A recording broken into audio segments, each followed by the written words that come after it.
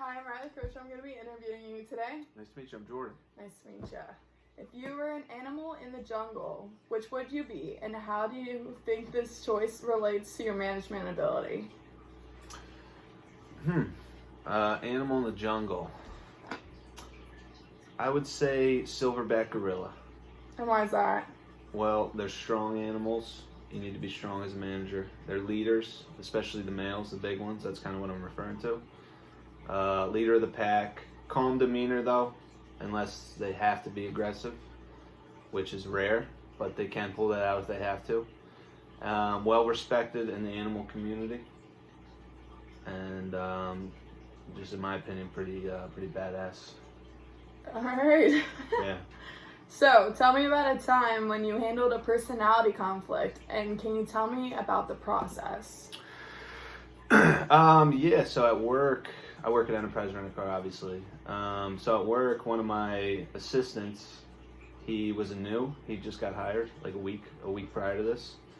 And he came to a new branch, and at that branch, one of our car detailers, one of the guys who cleans the cars, he's an older gentleman. He's been there for like 30 years, like knows the routine, this and that. And to him, this young gun came in a week ago, and he's already bossing him around because, you know, this young kid, it's his first time being a manager. So he came in, he's trying to kind of lay down the law, and he was a little too aggressive with kind of telling this older gentleman what to do. Mm-hmm. They were kind of butting heads back and forth, so it was just one of those things where, you know, you bring it to their attention, because they were both at fault, in my opinion, you know, just from an outsider's perspective. The one guy was being a little hard-headed. The new manager was being a little, you know, full of himself because he just got the new job. So we just sat down in a room, talked it out, figured each other out, and they just kind of got to bounce off personalities. But it was just one of those things. But it's been going really well for the last 2 or 3 weeks. Good. So it turned out to be pretty good. Awesome. So what motivates you? Well, I just want to be successful. Like in my past, there's been certain moments where I stumbled along the way or disappointed people, and I just don't want to have that feeling ever again. And it feels, ever since I've been moving up the chain, getting promoted to where I'm at now, like it just, every time it's just invigorating to just keep going and push harder. Yeah. So I'm trying to get another promotion and just keep on grinding. Of course. What is one of your weaknesses as a manager? I would say I could be a little too friendly, like non-manager like. Like when it comes to work and, you know, organization, stuff like that, like I'm all over it. But personality-wise, like I'm not gonna lie, sometimes I like to have fun and joke around with the guys, and you know, I feel like sometimes I'm a little bit too friendly. Not that a boss can't be friendly. Obviously, a boss is supposed to be friendly and stuff, but I feel like sometimes I'm on too much of a friend level, and I just got to keep, you know, being personable and relating to the guys, talking, you know, whatever they talk about, but at the same time, keeping that kind of reputation, like, you know, we got to get stuff done.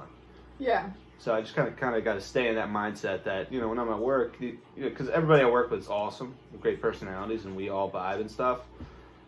But I just want to stay in that mindset, like, hey, we can vibe, but at the end of the day, we got to get stuff done. It's a business, and we're trying to make money. So just keeping that mindset, I would say. So you kind of briefed upon it, but what are one of your strengths? Really detail-oriented, I would say, especially in my current position, because I have to be, because we're renting cars, and it sounds easy, but there's a lot of different pricing and regulations and requirements to rent a car and this and that, a lot of small details where if you're not crisp on the details, it could cause a bigger issue. And I found that out in my position. So just being really thorough on the front end, and then on the back end when you're trying to clean everything up, it's going to be a breeze. It's not going to be nearly as hard if you're thorough on the front end. So I feel like, you know, paying attention to the small details. Okay, yeah. So why should we hire you?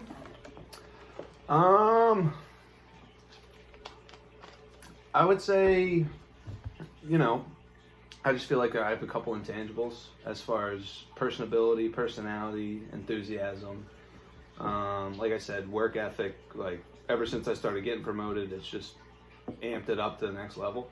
Like when I first started out of college, it was kind of like, you know, I got this job, it's all good. But as soon as I got the taste of first promotion, commission money, you know, a little bit more power, like it just really drive me to work even that much harder. Yeah. And also just, like I said, the personality-wise, like I always try to just bring enthusiasm because that's just how I am throughout my day-to-day life anyway.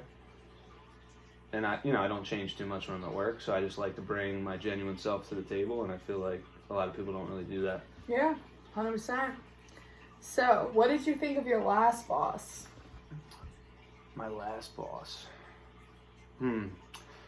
I liked him actually. He's still with the company. He's not my boss anymore because with the whole pandemic thing, they kind of mixed up some management positions. Yeah. So he's still with the company, but I was a big fan. Really cool guy. Love him. If there's a job opportunity in his area, he's still above me. So if there's a job opportunity in his area, I would love to go for it, work under him again. Really cool guy. He interviewed me when I got the job, and we vibed right off the bat. Awesome. Talking about sports and yeah, cool dude. Cool. All right. So, I know you kind of briefed on this one as well, but how would you describe your personality? Definitely briefed on this one a little bit. A little bit. But like I said, I don't really hide anything. I'm not trying to. Happy-go-lucky? Yeah, just enthusiastic, in everything I do. It doesn't matter because, in my position, like, the energy I give off, that's what the client's going to pick up on. Like, he has no idea who I am, what I'm about. They're just walking through the door. Yeah. They're expecting a clean vehicle at the end of the day, walk out with some keys and some gas. And it kind of rubs off on your employees as well, too. Yeah, exactly. When you bring that extra energy, like, it turns into a whole experience for the client. Yeah. And at the same time, you're setting the tone for the office. Exactly. If you're up there lackadaisical, it's not going to motivate anybody to do anything. Yeah. So I just try to be myself, and I feel like that's worked for you pretty well so far. It's been solid. All right. For sure. So, how would you deal with an employee who thinks he or she should be the manager and resents you for your position? I'd probably just talk to him.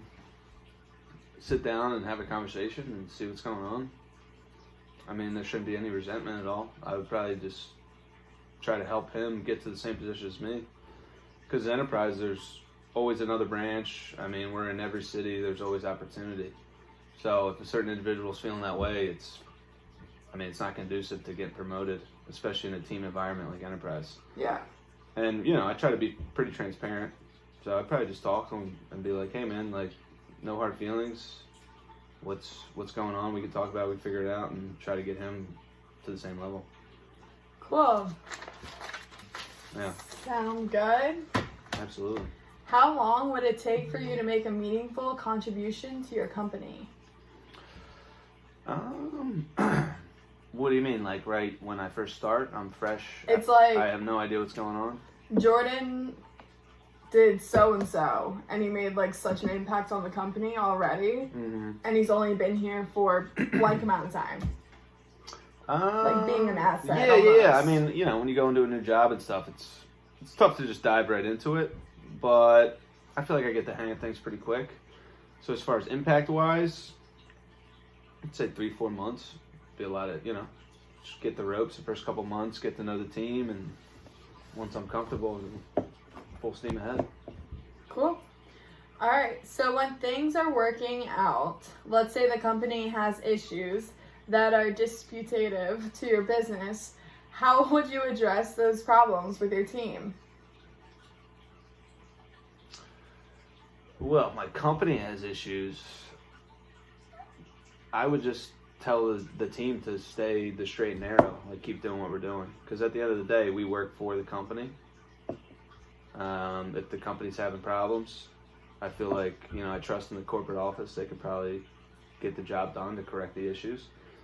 And, we're, like I said, I'm a manager of the branch, but at the end of the day, it's not an extremely powerful position. So at that point, I'd probably just make sure my team's all level-headed, everybody's feeling good. Because a lot of these guys are straight out of college, like a lot of our trainees and stuff like this. So there's heavy influence. Like there's a lot of jobs out there. You know what I mean?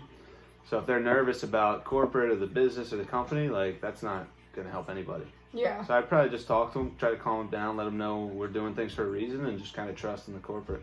Cool. All right. How would you describe the company's culture? Oh man, it's great. It's a lot of fun. That's my favorite thing about the company is just the people that work there. Honestly, like It's a great group of people. The culture's awesome. Like, our biggest thing is customer service. So at the end of the day, it's not only just the team members, it's the customers as well. Like, we try to be a whole big family. We're family owned. Honestly, we're not even out there on the stock market. Like, you won't find any stock. It's family owned completely. And that's the whole vibe throughout the entire employee staff. Like, we got each other's backs, and that's what we try to convey to the client. And I feel like that's why we're the number one in the industry, because that's our motto at the end of the day. Like, we're not gonna divert from that. Yeah. We are who we are. So I think it's awesome. That's awesome. I love it. Big fan. And the happy hours are great too. A lot of happy hours. You didn't mean that. Okay. How many employees have you promoted? Well, I'm not in charge of actually promoting, but as far as people I've gotten to the finish line and like developed, I would say 6 or 7 trainees that have come into my hands, trained, showed them the ropes, and they've got promoted themselves. So I don't actually make the calls in that department. A couple more promotions for myself, and maybe I'll get to that level, but I've definitely trained brand new employees. Actually, right now we're a little short-staffed with the whole pandemic thing going on, and we just got a brand new guy, and we're just starting to get real busy again. And he's kind of looking like, you know, he has no idea what's going on, because we're just throwing him right into the fire. But at the end of the day, when there are those little lulls in the action, I like to sit down and just be like, hey, like, what's on your mind? And just kind of just reinforce that we're doing things for a reason, and this is how you do it. Yeah. Because we threw him right in there, but I don't want to make him feel like he's by himself. Yeah. You know, if he makes a mistake, we got his back, and you learn from that. So I like to just check in on him and stuff like that, and there has been a lot of people. Actually, one of my guys got promoted today. And we were really hyped, yeah, so we're going out on Friday for drinks and happy hour. He does not mean that. No, I do mean that. Break yourself. 100%. Okay. How would you describe your management style? I know you said you're friendly, you like to sit down, talk one-on-one. Yeah, as far as the style, you know, I like to throw my guys out there. I'm not going to be one to shadow or, you know, like I'll shadow to begin with. I'm not just going to not tell them anything and, you know, let them die on a hill, but at the end, you know, I just like giving them the training up front and letting them learn from experience. That's my biggest thing. Yeah. Because if you're scared to answer a phone or rent a car to a certain client, how are you going to do it the next time? You know?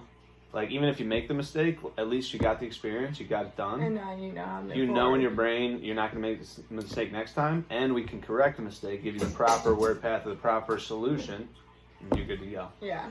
So I would say just prepping them, throwing them right out there, and then helping them best I can if there's a certain issue coming up. Cool.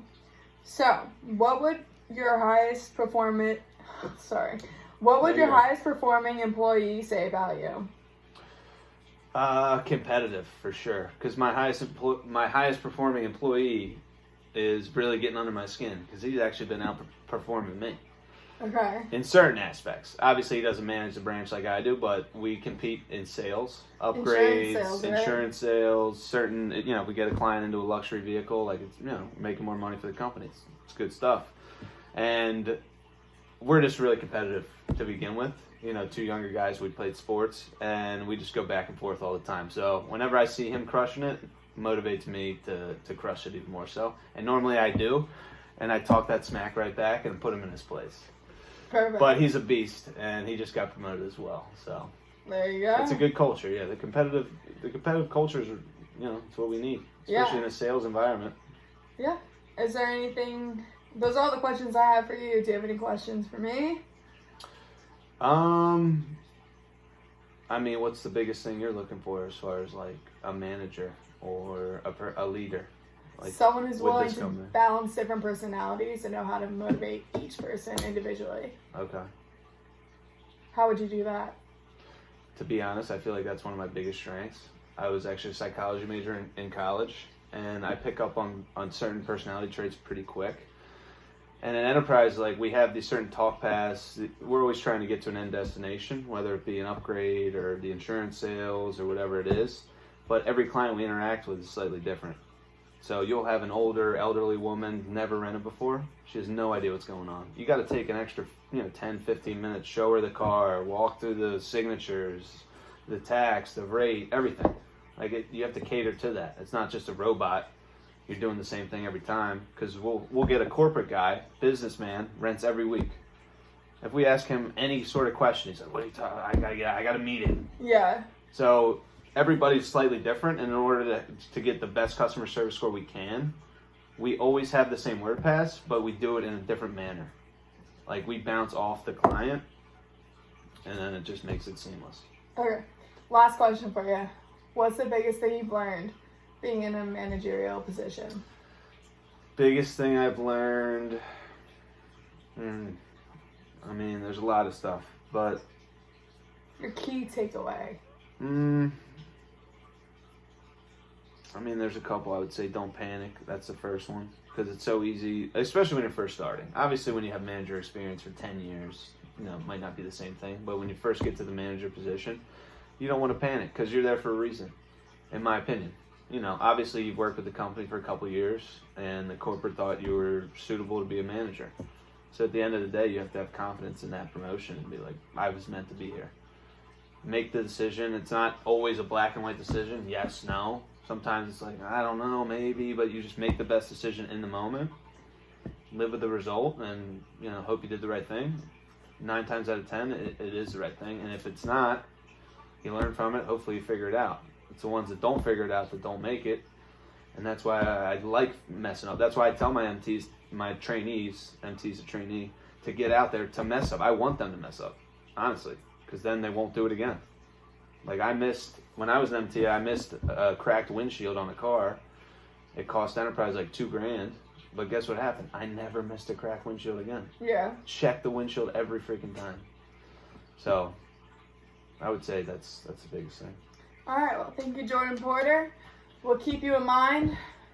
Thank you. I really appreciate the opportunity. I look forward to hearing from you. All right. You look great. That was the interview.